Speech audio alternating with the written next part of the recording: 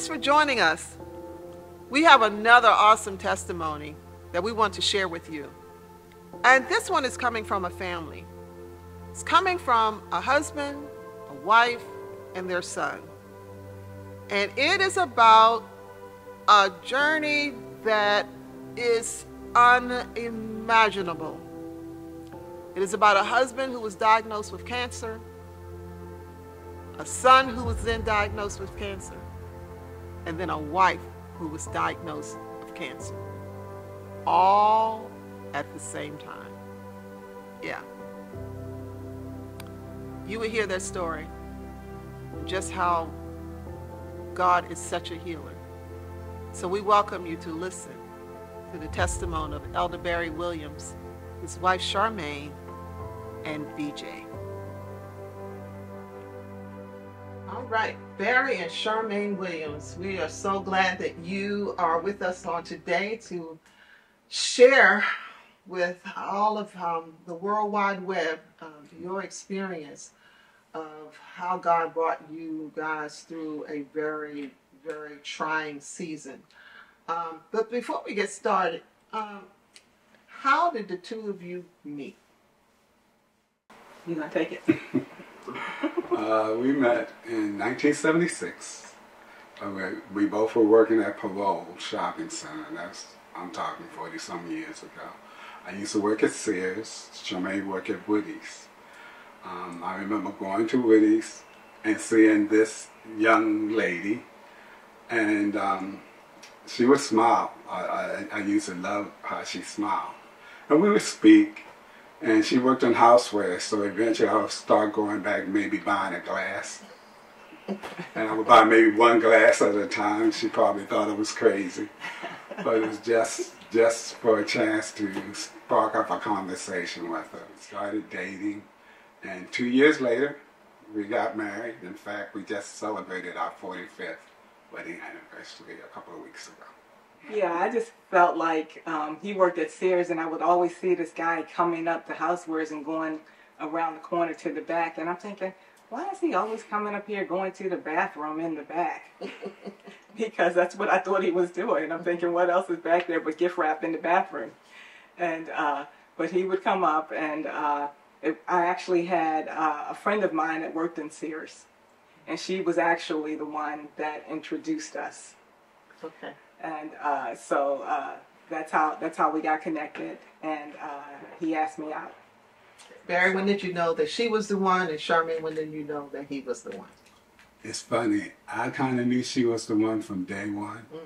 There was something about her, and I know this sounds strange, but she reminded me of my mother a little bit. The smile, the warmth. She was always very pleasant. And very inviting. She just made me feel comfortable. And she responded to me. I mean, I would smile, she would smile. And I found that very, very attractive. I had qualities that I was looking for. So he had to have a car. Check. He had to have a job. Check. He had to be a Christian. Check. So he had to have a car. He couldn't drink. You can say no check on that one. He got all of that out of his system before I came. So he checked all those qualities off, and I was good. Found a nice, good, decent man, and he was so cute. I always thought he looked like Billy D. Williams at that time. Oh man, love is blind. Wow, and that was 1976. Yep. And you guys got married in 78? Yes. Yes. I was 20 years old. 20 years old. Yep. I was still going to school.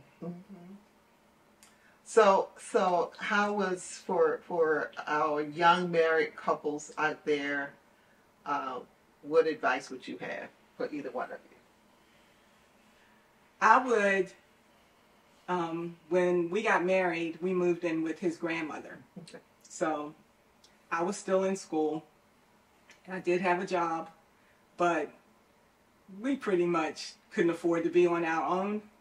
So the advice that I would give is to wait until you're more prepared, until you're ready. It worked out for us. But, you know, we struggled, you know, living paycheck to paycheck, sometimes not making it. So, yeah, I would say, you know, wait and be more prepared and save to avoid those struggles that we had. Finances can be the thing that can take a family, a couple down, can break a couple up. How did you guys manage to stay together? Wow. Yeah, I think if anything would have broke us, would have been finance. We went through some really hard times. I was working at a bank, and I got one of those something notices from IRS where they had tagged my wages and tagged my accounts. At the bank, you couldn't work there if you had levies against anything against you like that. That was a very hard time. One thing Shemaine and I always did, we always believed and trusted in God. And that, to me, was a impossible thing to get out of, because we owed a lot of money. Now, looking back, it wasn't a lot of money, but it was a lot of money for us. And somehow God saw us through that legally. Nothing was done underhanded. And He made a way. I tell you, the levy happened on New Year's Eve. 2 days after New Year's, we were out of that with the help of God. One thing we learned, that it took us a few years to learn this, but we both decided, even though we belonged to two different churches, we both decided that we're going to start tithing. Yes. And it wasn't until we just broke down and said, forget all the bills, we set aside our tithes first. And we did that, and I can't explain it, but everything after that fell into place. Yes. We found ourselves budgeting, found ourselves being able to pay bills that one time before we couldn't. And this without going to a counselor or anything. It was just being obedient to what God said, and everything else fell into place. Right. But still living from paycheck to paycheck, pretty much. Yes. And but paying the tithes nonetheless. So it was important for us just to make sure we put God first. And when you say advice to younger people, roll with the punches. So sometimes things come and it just seems so hard, or they seem so unsurmountable. But if you give it time and you work together on it, you'll find your way through. Don't get knocked down by every little thing that comes your way. There's a saying that married couples will live out every word of their vows. You guys have gone through the richer and for poor. But a time came in your lives that will fall into better or for worse, and in sickness and in health. Tell us about the most trying time that your family, that you two went through in your marriage. Well, it's been 20 years now, and when I think about it being 20 years, it just doesn't seem real that it's been that long ago. But we were on a cruise, my very first cruise, by the way, and we were on an excursion, and we were all sitting outside around this table. I had on a short sleeve shirt at the time, and Charmaine happened to notice my arm, and she said, "Perry, what is that happening with your arm?" And there was a lump sticking out of my arm like this. I never noticed it. It never caused me any pain or anything. And I said, "I don't know." I said, "It's something I'll get the doctor to check when we get back home." The doctor looked at it, and he said at first that he thought maybe I had a pinched nerve. So it wasn't nothing that we did anything. There was no urgency to it at first. I went to him. I went back to him maybe 3 months later, and the lump was still there. He said, "Well, this might be something a little more than a pinched nerve." So he did he said, "Let's do a biopsy of it." And took a small piece of it, and 3 days later they called me and said that I had lymphoma, that it was lymphoma. Well, first they said I needed to come in, but they suspected what I had was lymphoma.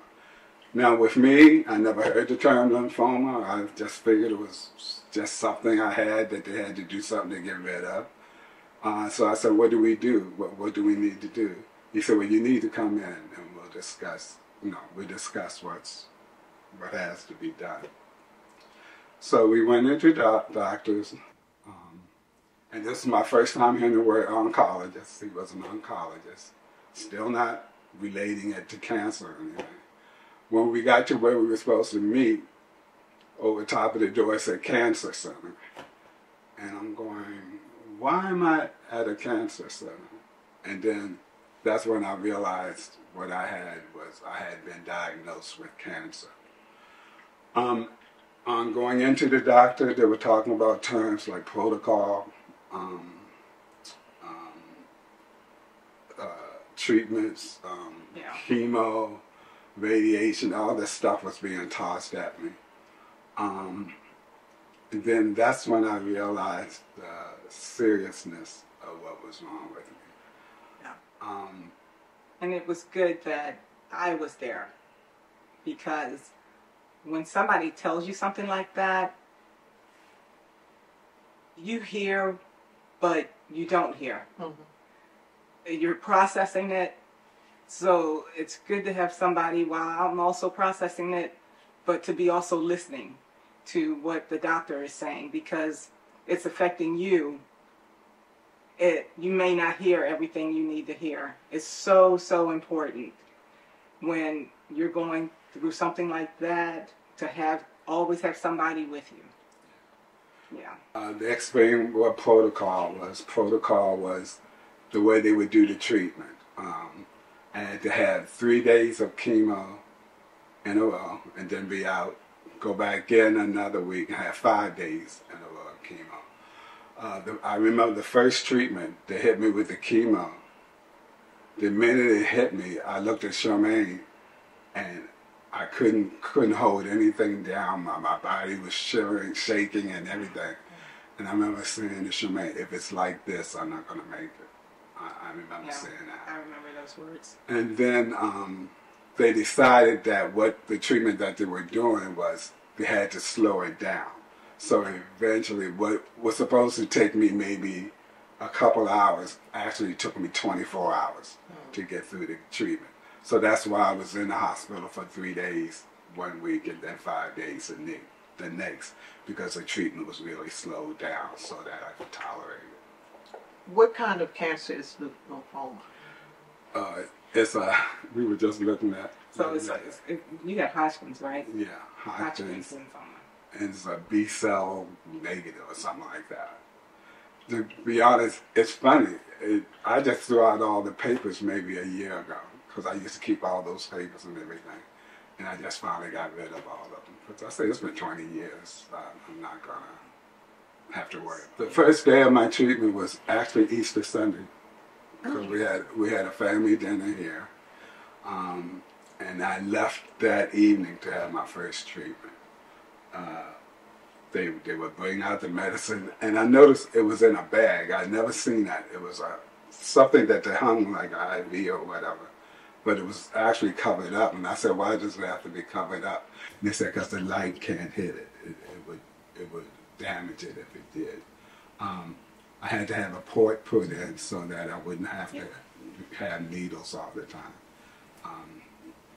That was interesting in itself, because I don't like needles and having the port put in, and then they had to jab the port all the time. I hated it. But my treatments were supposed to be like 9 months. And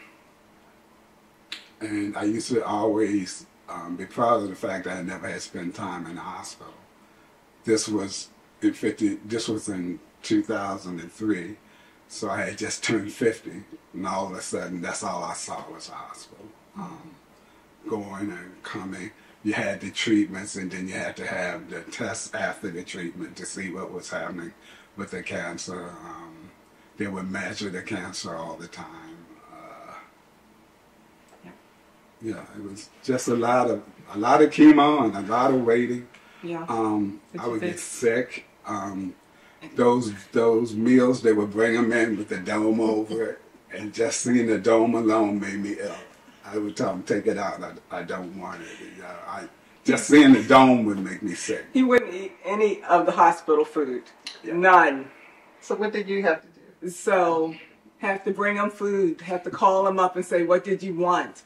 And he's not the type to make things easy for you. He wants you to run here to get this and run there to get that. You know, so yeah. He would, you had to cater to him. I catered to him because he was sick. He was, you know, he had cancer. But he absolutely was not eating any hospital food. As a matter of fact, when they tried to come in the room with the food, he would tell them, don't bring it in my room. You know. It made me sick. And so, but that was a real thing for him. He couldn't tolerate it. So it was, Tell about the time you were going to the subway with your IV pole. I had this was a little later in the treatment, but I was able to get around, and as long as I had the pole with the chemo on it, I could move. They would let me move around. And at Johns Hopkins, if you go through this bridge thing, this tunnel bridge thing, you could get to a Burger King and Subway. And I would take the thing and go through there. But then there was something wrong with the battery. So every now and then I had to stop and plug it in so the thing would juice up a little more. And then I would go the rest of the way. And they used to get a kick out of seeing me have the plug plugged in. I'm just standing there waiting for it, looking at the thing to see if it moves, and then going on to get something to eat. But I was eating. I think I was the only one that dealt with chemo and gained weight at the same time. Yeah, it was amazing. I remember you could eat. And you right, Charmaine, the stopping with the 3 pieces of chicken. Yes. Very detailed. Yes. And I have some potato salad. Karen said, I'm not getting you potato salad. Yeah. We didn't know who was making it. You know, if I'm going to give you something, I'd make you sick. But you know, all of that was, when I look back, we were dealing with me having cancer and still dealing with that, but it was something lighthearted. I never felt I was going to die. I never felt that, but I knew how serious it was. In fact, we went to Williamsburg, and well, this will lead to BJ, but we had to go to we went to Williamsburg, and I wanted to make sure we had a good time because something was about to happen with my son. So we went there, and they allowed me to go. This was maybe midway through the treatment, and I got seriously ill while I was down there, and they told me that I probably wouldn't survive the ambulance ride back to Maryland. So everybody who was with us in Williamsburg had to go back home. And I was waiting to be transported by helicopter or something. Yeah. So that was a whole mess. I nearly did die that time. Yeah, but that was because of my wasn't, you could have left here, but it wasn't from the cancer. Right. That was. So what did you do? Well, he called me up because it was really a mess because he didn't tell me he was feeling bad or that he was sick. We were at Williamsburg. I think I must have called him 3 or 4 times checking in. We went to Busch Gardens, and I walked through the gates of Busch Gardens, and I said, this is not going to work. So I just told Charmaine, I just feel tired. I'm going to go back to the room. I left them, our whole family was with us. I left them and somehow found my way back to the hotel, got into bed, and I kept checking my temperature, and it kept rising. It kept rising. Last time I saw my temperature, it was like 105. Charmaine kept calling to see if I was okay, and I kept saying, yeah, I'm fine. By the time Charmaine and the family got back to the hotel, she came in the room. I looked up at her and I said, dial 911. Yeah. And that's all. I don't remember anything after that. I don't remember the ambulance ride to the hospital or anything after that. Yeah, that was, as soon as I saw his face, I knew something was wrong. And I knew he was sick. And all I could think of was, why didn't you tell me? Why didn't you tell me? And but there was a reason for all of it. It had to do with BJ. Yeah, but my thing was, because, you know, we're going to introduce BJ, but we knew that BJ was going to be going through something, and him going through that was not a good example for him to see. That's a mother's concern. That was my concern. I was concerned about him, you know, because, you know, he's going through it right now, and he was trying to make sure BJ had a really good time. And but what BJ saw frightened him. It would frighten him because he's thinking he's going to be going through the same thing. So that's what that was all about. And but the hospital, you know, we had rented a car, you know, I was up all night, so I had to get back home. And didn't realize I stayed up all night, and I kept falling asleep. This is where God was really with me. I would fall asleep, be on one side of the road, wake up, and be on the other side of the road. And he got me home. I mean, I was winding the windows down, slapping myself in the face, everything, trying to stay awake, because I thought he was going to be transported by helicopter to Johns Hopkins, and I wanted to make sure I got there before he did. Well, they never transferred him because of the insurance. We had the best insurance, the Blue Cross Blue Shield, best insurance. Anne Arundel County, it not in their policy. And but they tried. But they, because the county kind of writes their own, they allowed it for him. Okay. And so he didn't have any clothes because I packed up all his clothes and took them with me. So he had nothing. And so he ended up being transported actually by ambulance. At first they didn't think he could make it by ambulance. They didn't think he would survive. But he, you know, he got a little better and they transported him by ambulance. So we made it. Okay. Yeah. How were you feeling during that time?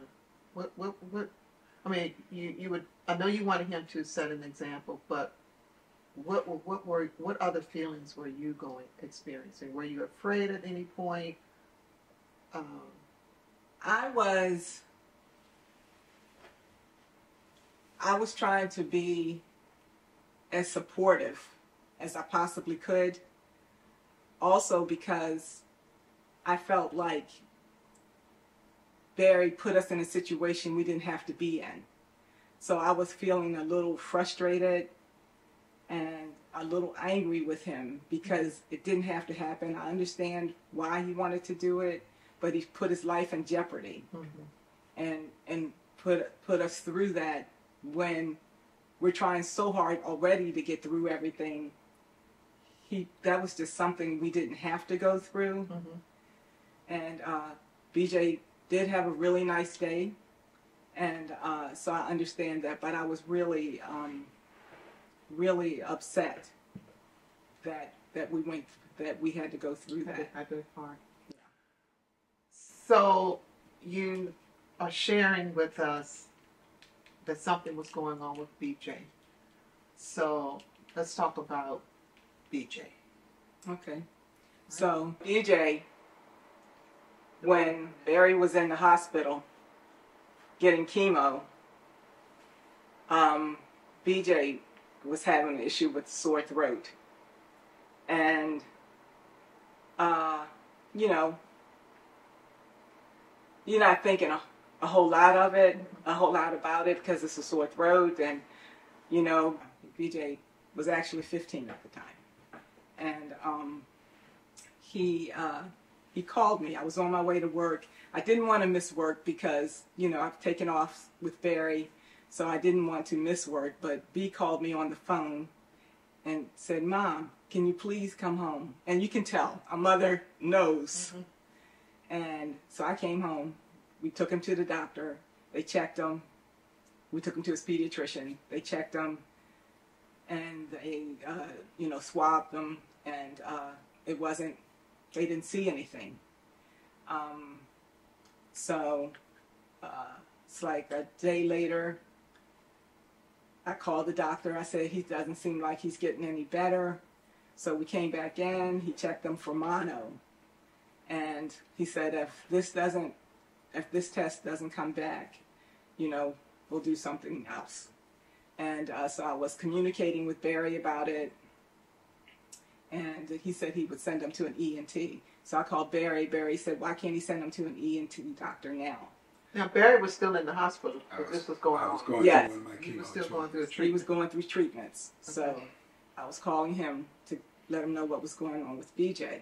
So he said that, so I relayed that to Dr. Gavazin. He was our doctor, best doctor, pediatrician in the world. He said that that was fine, but he wanted us to see a specific doctor, a specific ENT doctor, which we couldn't see him until the next day. So we get to the ENT doctor. He says, I know what this is going to be. He looks in his throat and he says, oh, it's not what I thought it was. So then, What did he think it was? I think he thought it probably was like strep or something like that. Was B getting worse doing this, waiting for the new doctor to see? It was just one day. Oh, one day. It was just one day. And so we go, and then he puts the tube down his throat. And then he gets up and he says, I'm going to go get another doctor to come look. So, okay. And so the other doctor comes in and he looks and he says, they both get up and they say, they go out and they talk and they come back and they say, we don't know what this is. I've never seen anything like it, but we think he should be admitted to the hospital immediately. This was at Anne Arundel Medical Center. So I lost it because I'm not thinking it's anything. And you were by yourself. Right. And he was in a hospital. So when I lost it, BJ lost it. And I knew I could never do that again to him. And so I told him, I quickly got myself together. And I told him I was so sorry. I said, when you hear things, the first thing you react. And I said, but we have to go to the hospital. You have this pain. They got to figure out what's causing the pain. I said, so we were good. And I told the doctor that my husband was already in the hospital, and so he understood. And we didn't even trying to get him to where I was. Right. So we actually got to the hospital. We didn't even sit down. We went pretty much right up to a room. They hooked him up to a breathing machine. And they said that if this machine goes off, then we know we got issues. This was close to 4th of July. So this is is it 3 months after 3 months after. It's about 3 months after Barry was diagnosed. Also, remember at the hospital, when you were at Anne Arundel, I wanted them to bring him to where I was. But they Which wouldn't was do it at John Hopkins. You would have. Yeah. But they said John Hopkins wouldn't take him unless he had a trach. They might have put a trach. And I'm saying, but we don't know what it is. They were concerned about him not being able to breathe eventually. So I didn't want him to go through the trach thing. Right. But University of Maryland would take him without the trach. So he ended up going to university. Right. He ended up having the trach anyway eventually. But Yeah, so what happened was they did a biopsy that night at Anne Arundel. And the breathing machine went off all night long. And they did the biopsy, and it's a really long story. So to make a long story short, then I had cancer. it was cancer. And they didn't know what kind it was. And the ENT doctor knew a surgeon at university that would take him. And without being trached, he didn't think that Hopkins should force him to be trached just to transport him to Hopkins. So university, they sent an ambulance down filled with people, and they told me that whatever happens in that ambulance, they can take care of it. Hopkins wanted him trached because Hopkins didn't think he would survive the trip to Hopkins. His airway was already blocked 95% with the tumor. So he was in crisis mode, and we didn't know anything was going on. So he got there, everybody was moving, he was under a surgeon, he wanted to operate, he wanted to do this horrific surgery, which would have disfigured him. He wouldn't have been able to eat by mouth. They were cutting from chin, from ear to ear. It was in his throat. The cancer was in his throat. So his pediatrician, like I said, the best pediatrician in the world, he came up to university. He talked to us, asked us were we comfortable. We said no. He said they're getting ready to do surgery. And to tell you how good God is, and if you remember earlier, I told you I never heard the term oncology. I never heard the term protocols or anything like that. I was going to go and keep chemo treatment. I wanted to leave. I told him, I need to go now. I was explaining to the doctor what was happening. And he was saying, Mr. Williams, we could let you go now, but the purpose of the protocol is to go through exactly what the protocol calls for. If you stop it now, you're jeopardizing the outcome of it at the end. So he talked me into waiting. I had just one more day. He talked me into waiting. I was able to get to the hospital. Left right out after the chemo, got to the hospital. And Charmaine was explaining to me what they were talking about, the surgery and all of this. And tell you how good God is. I said, well, has he seen an oncologist yet? And she looked at me and she said, no. And I said, we need to see an oncologist first. And had I not gone through it, I would have never known anything like that. So we asked for an oncologist, and Dr. Goodman. Grossman. Yeah, Neil Grossman. That man was a lifesaver. There was booked for surgery that afternoon. Yeah. And he came in like Superman. He said there will be no surgery this afternoon. He said what we're going to do is treat it first. We're going to hit it with chemo. We're going to reduce it so that the surgery won't have to be as elaborate. Right. That's what they were saying. So he was getting chemo. So what the surgeon was saying was that when a team would meet, and an oncologist was included in the team. And it's important to know what's going on. We learned so much because he might have been on the team, but he was not allowed to speak to us. Right. Because he was under a surgeon's team. And so the oncologist was not allowed to speak to her. So we kind of had to make it known that pretty much we're not having any surgery until we see an oncologist. And that turned everything around. That's when Dr. Grossman stepped in and told us that he was being transferred to the oncology unit. They're going to do, just like Barry said, they're going to do the chemo, radiation, then surgery to help shrink it. So, hopefully it won't be such a massive surgery. Because I remember the doctor said, because surgeons, they cut. That's all they know. He said, oncologists, we know how to deal with the cancer itself before the surgeon gets involved. But had I not gone through that, we wouldn't have known that. We wouldn't have known there was another choice. You go to the doctors, they tell you what you need to do, and you assume that's what you need to do. Right. So, B's cancer was a lot worse than mine. So, let's bring BJ on.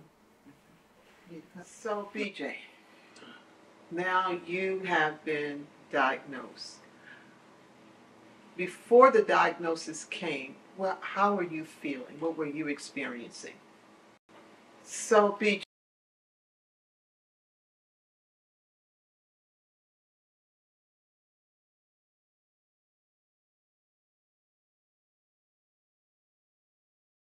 Um, just a sore throat, and it wasn't getting any better. And I dealt with it for as long as I could. I think I even went to work.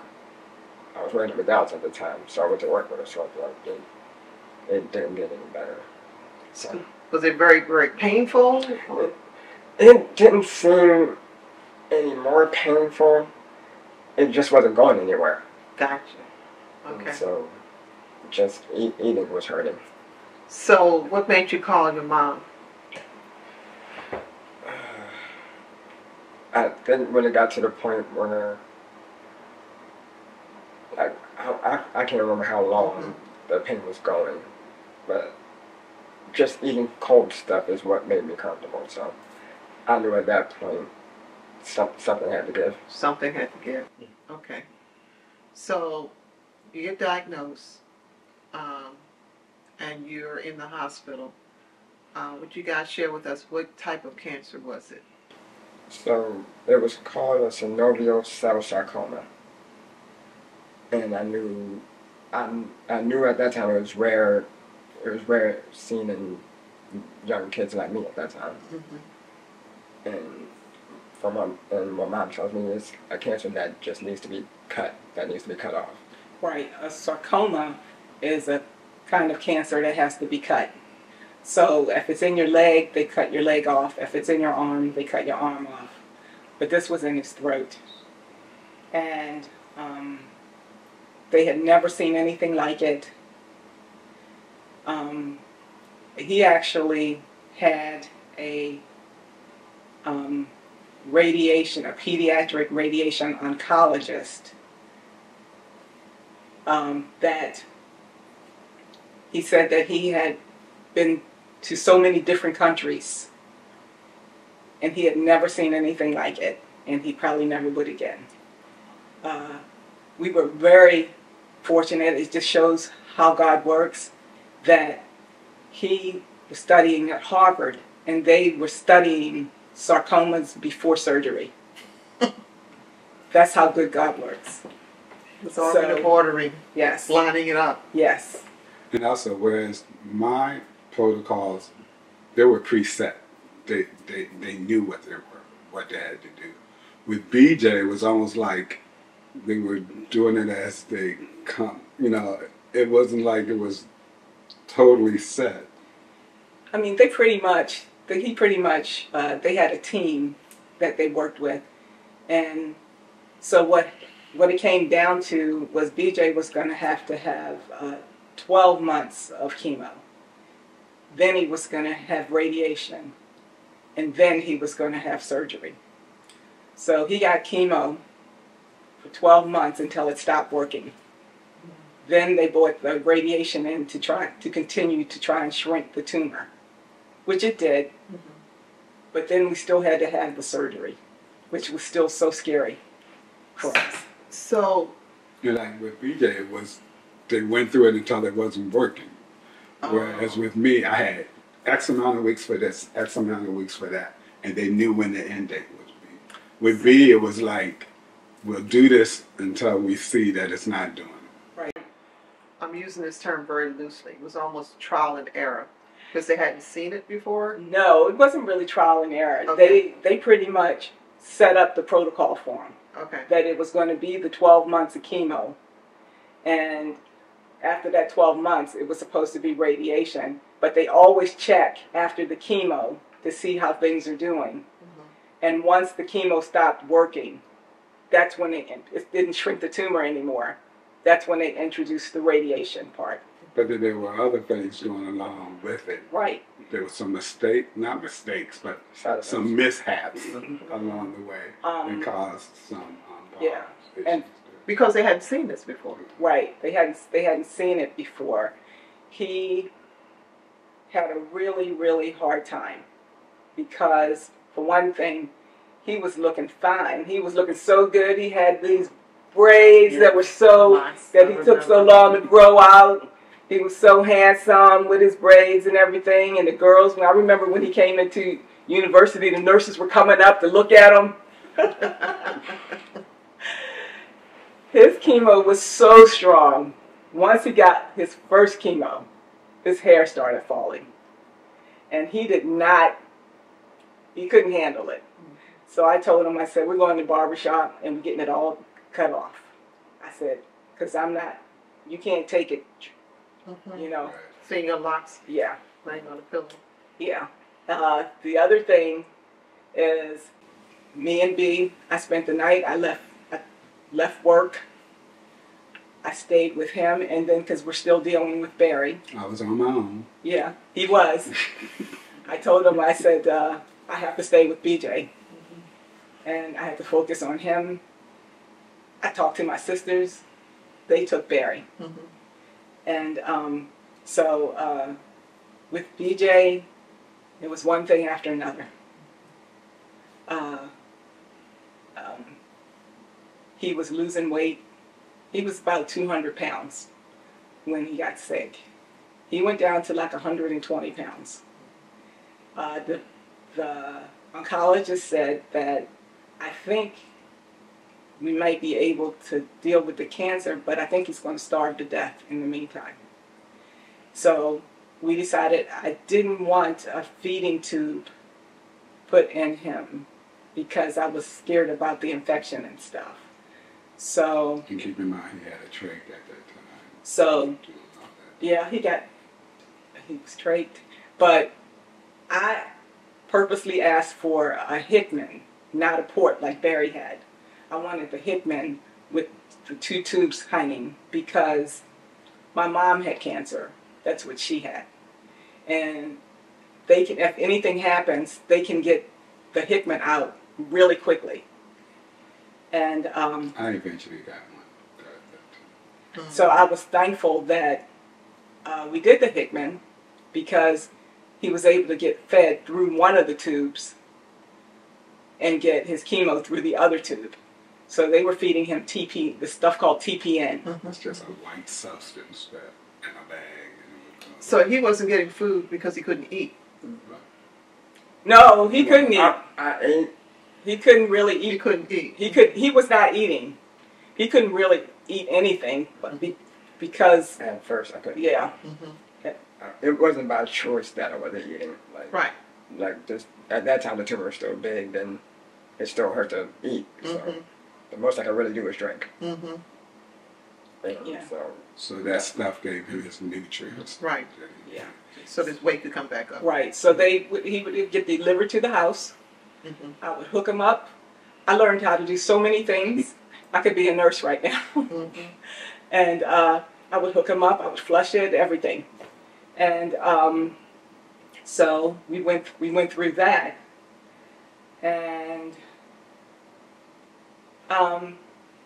when he went through his chemo, he kept getting sick. He would get so sick all the time when he would get chemo. Then I remember it was around the holidays, Christmas, and he got sick. And in the emergency room we go. That was like normal for us. And they gave him this antibiotic, widespread antibiotic. And he was so good, it was like he wasn't even sick. He was so good. And then 2 days later, it was back to the same old thing.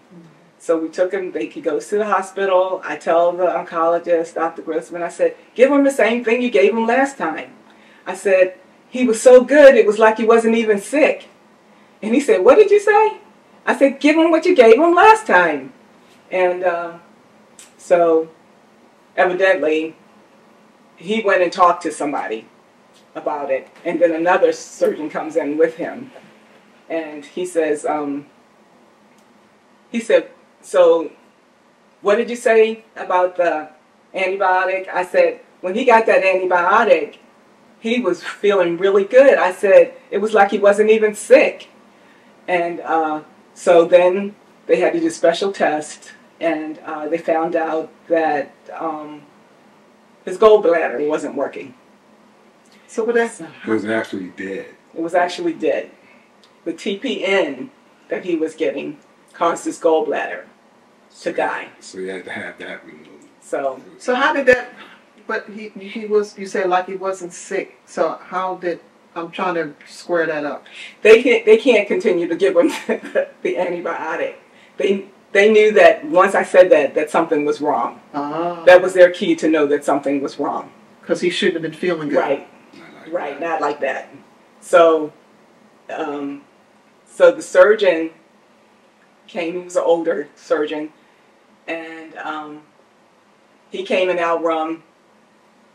And I said our room because it was me and Bee's room. Mm-hmm.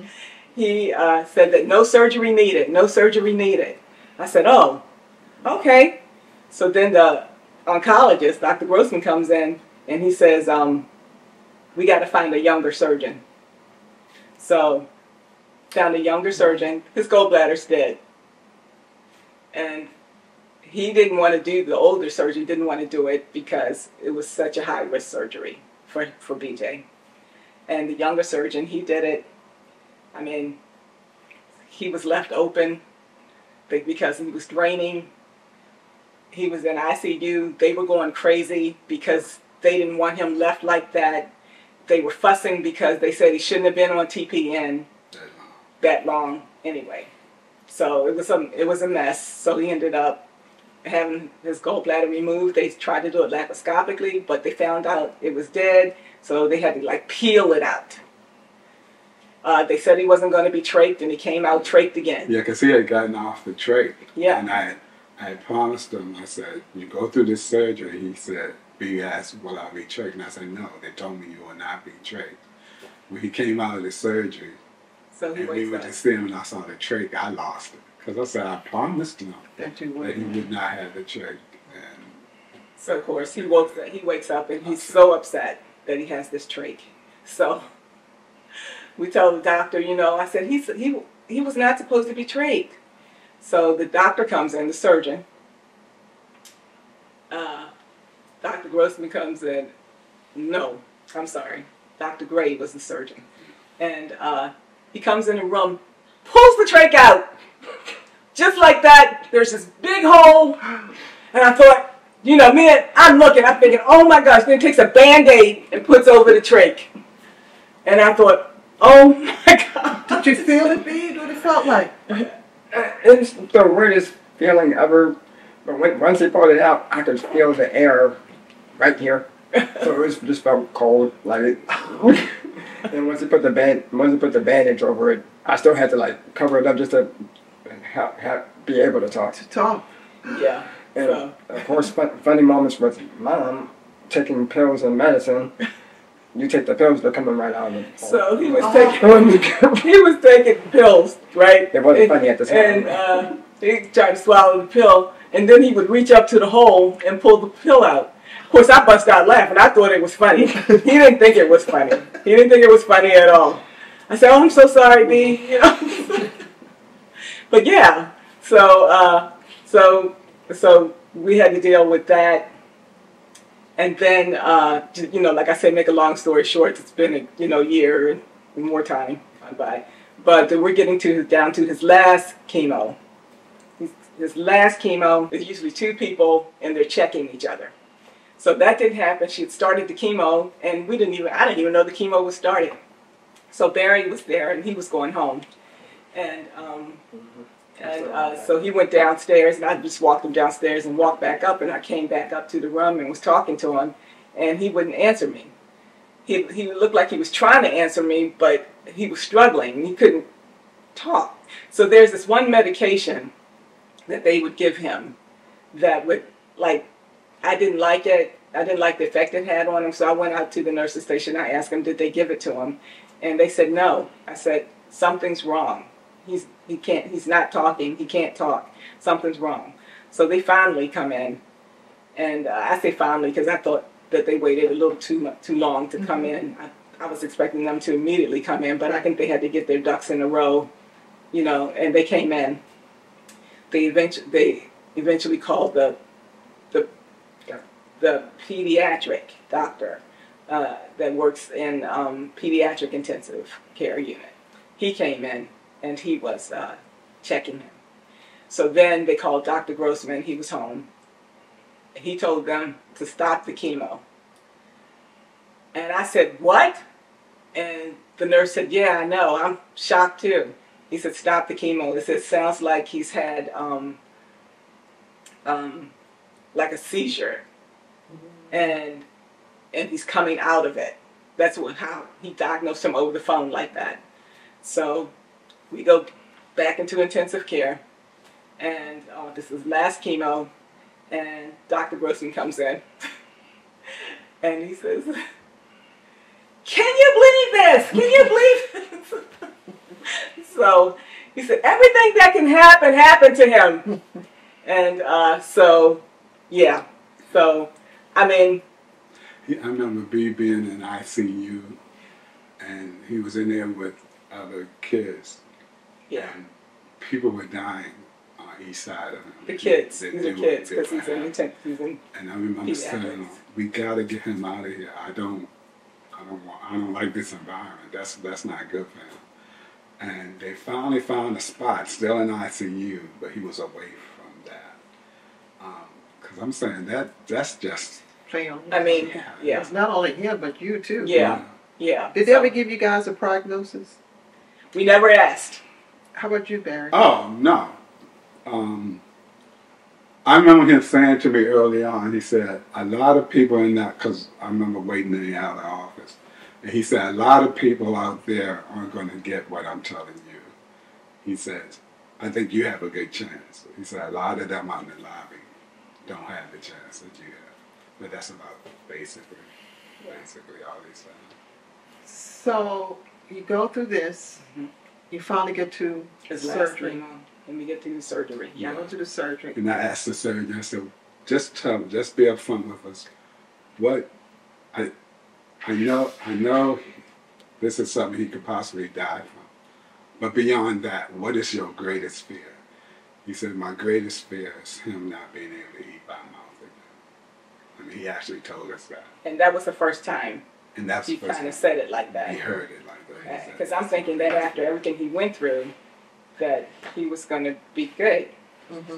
But he said that really struck. I mean, that hit all of us hard. Yeah. He said because he won't be able to swallow. And so, I remember after he went through the, he probably thought I was losing my mind, but after he went through the surgery and we went to see him, he was doing something, and I said, what's wrong? He said, my throat hurts when I'm swallowing. So which was that meant good. He could swallow. That meant he could swallow. And that told me that this did what it's supposed to do. Yeah. If I remember, Charmaine, because I remember you guys shared that, but if I remember correctly, you declared that he was going to be able to eat. Is that correct? Am I remembering that correctly? I prayed to God because it was one night he had the seizure and Barry was still, recovering, and I asked God to just take the cancers. Mm-hmm. I said, take the cancer. I said, and I'll do everything else. Just take the cancer. And I said it to him just like that, and because once I did that, it was like relief. Mm-hmm. Because I tried to do everything myself. Mm-hmm. I tried to handle it, which is like a reaction. Right. When something happens to you, you try and take care of it. But what I didn't do, while I trust in God, I'm a Christian, I was trusting in God, but I didn't really turn it over to Him. And that's what I had to do in order for even me to continue. That's what I had to do. And I had to trust it. I had to trust it. That God was going to take it. Yep, because I had to ask myself, do I really believe everything I say I believe? Mm-hmm. You read the Bible, you go to church, you say this, you say that. Do I really believe it? So I believed it. I put my faith on it, that He was going to take care of it. Yeah. I remember bargaining with God when He got the diagnosis, and that period when I was having chemo. And I remember bargaining with God. I said, if either one of us has to go, take me. Don't take me. I remember saying that. And the love of God that He spared both of us. Yeah. But it just seemed like in my finite mind, it felt like it was going to have to be one or the other. I said, if it's that God, then take me. He's young. I'm going to take him. I remember saying that. So you're going through all of this. BJ goes to the surgery. Then what happens to you, Charmaine? Well, we have some happy moments because Siobhan's getting ready to get married in November of 2004. And BJ had his last chemo. And I had ended a few months earlier. Yes. And I felt a lump in my left breast. And I thought, nah, God wouldn't do that. And I thought, you know, I didn't know what it was. I thought, oh, I'm on my period. It's probably something. And, you know, but I had been I had been doing breast exams for so long because my mom had breast cancer. Right. She got breast cancer at 47. And along with some other cancers that came along in her life. And so I took that seriously. I was doing self-exams and I was getting mammograms even though I had to pay for it myself because they wouldn't pay for it at a young age back then. And so I took that very seriously. So I waited for my period to be over and I checked again. The lump was still there. It wasn't on this side. Normally when you check your breast, if you feel something, you check both to see if it's, you know, if it's a bone or whatever. I never felt it on this side. I just felt it on this side. I called my gynecologist office and tell them that, you know, I feel a lump. They let me come in. The lady comes out. She takes me in. She feels my breast. She says, I don't feel anything. Where you feel it? I said, it's right here. And then she touches it and she says, oh. And I said, you know, so I said, but if you don't feel anything, because last thing I wanted was to feel something, and if she didn't feel anything, I was happy with that. So, you know, she said, no, they happen to have, she wanted to know if they had it open, that I could get a needle biopsy. Well, actually it was the person, I don't know if it's a radiologist there or what, that could check me. So she actually screened, put it on the screen and she could see something. So what they did was they did a needle biopsy right then and there. And so when that was done, I asked her what she thought and she said, well, we want to wait for the test. I said, just tell me what you think. And she says, I'm pretty sure it's cancer. So then that was that. So how did you take that? I cried. I didn't think, I kept saying to myself, God would not do that. You know, we were so happy that that was BJ's last chemo and we were I wanted normal back. And I thought we were, you know, Siobhan was getting married. I was, you know, we were just looking forward, you know, and so, but. I remember her calling me at work and when she told me, I was like,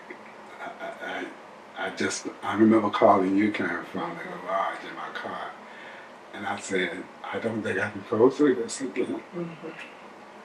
You don't hear cancer so many times, then 1, 2, 3 times. That's a word that we hardly ever spoke in our family, you know. Yeah. And to have, and all of them be totally unrelated. There was no relation, to any of them. There was nothing common between any of us. And I remember telling you, I don't think I can go through this again. I didn't know. But then, as Charmaine went further with it. Yeah, they immediately wanted to take the lump. And, but they already thought it was in the other breast.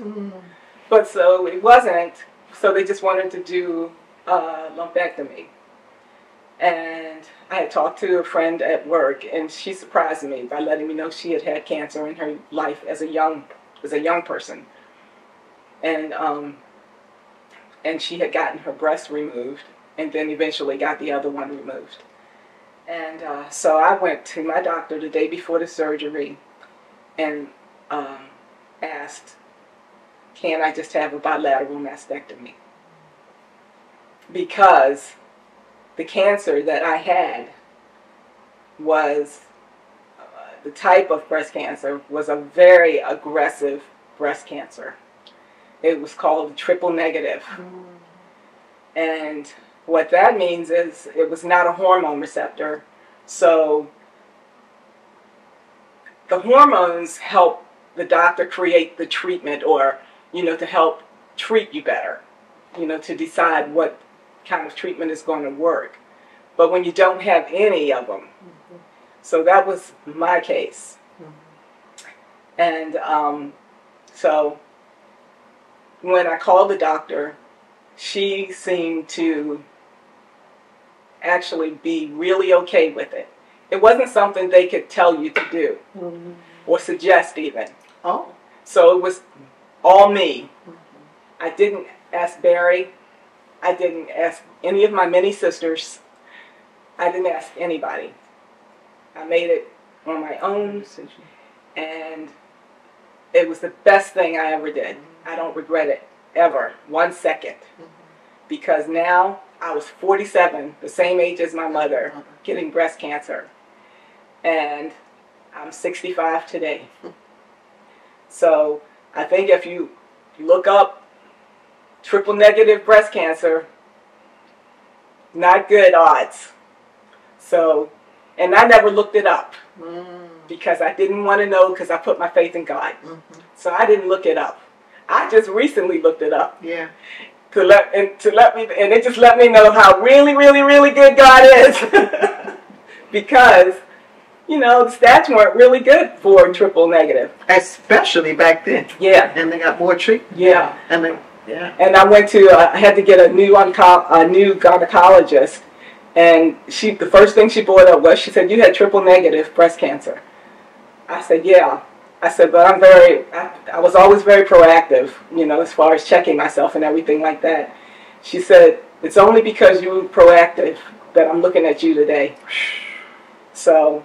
But back then, I remember how frightening it was. I mean, I'm going, Charmaine made the decision. I remember. But that was scary. I mean, it was like, did it have to be that drastic? I mean, but then I had to trust her decision and trust God with it. And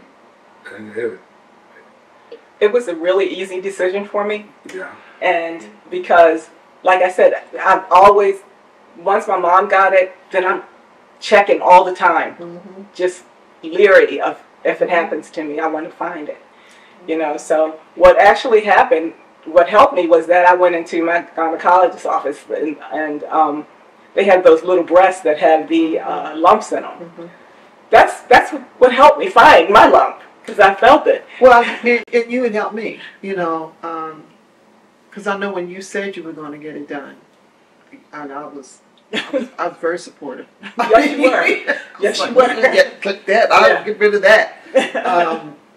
But yeah, and even when you went in for surgery, and before you went in, your mom, you said, I want you to feel this. I want you to know what it felt like. And me being who I am, like, I don't want to touch it. I don't want to touch it, However, it's like you said, when you see the little model, and that's exactly what it felt like. And so, now I know. Yes.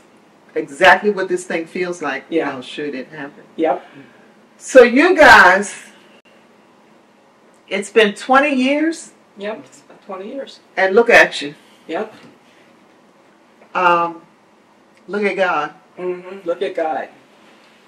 What a testimony. Look at God. It is. It's a great testimony. And what it actually did for me was strengthen my faith. Yeah. You don't want anybody to go through that, but it strengthened my faith so much, because everything I asked him, he did. Especially as far as BJ, I asked for everything for him. I wanted him to eat by mouth. I didn't want him to be disfigured, any of that. And if you didn't know that he had the surgery and you didn't see the scar on his neck, you would not know. No. Yeah. And there's so many different layers to it. Each one of us, even though we were supportive of each other, each one of us had our own journeys. Yeah. You know, our own thing. I mean, even though we were looking out for B, but B had his own journey to take. I remember his doctor was worried about him being depressed. They said, well, he seems depressed. And I said, B's always like that. He's not, he's not depressed. He said, the doctor said, oh, I just want to make sure. I said, no, B's very quiet. He's like that. But they were concerned, he was concerned because he said, this is a lot. It is. And I think B always took on the attitude that we took on. Right. If we were strong, he was strong. Right. If we were weak, he was weak. That's why we made it a point Yeah. to You be gotta always be strong. Yeah, and y'all protected Yeah. him. But Charmaine had her journey. We had it on our own levels. We had it on with each other. Right. We had it with the family. We had it as parents looking out for our son. Yeah. Husband looking out for his wife. Right. Wife looking out for her husband. Yes. It was a lot. A whole lot. It was a lot. It was a lot. It was But you know, the time you guys went through it, I know me personally, I never doubted that you were going to make it out. Usually I get these little funny feelings. Mm-hmm. I never doubted you were going to make it out, you know. But at the same time, I was like, God, there's a whole lot right here, right now. This is a whole lot right here. Yeah. And I remember coming in when you with BJ, and you kept your Bible.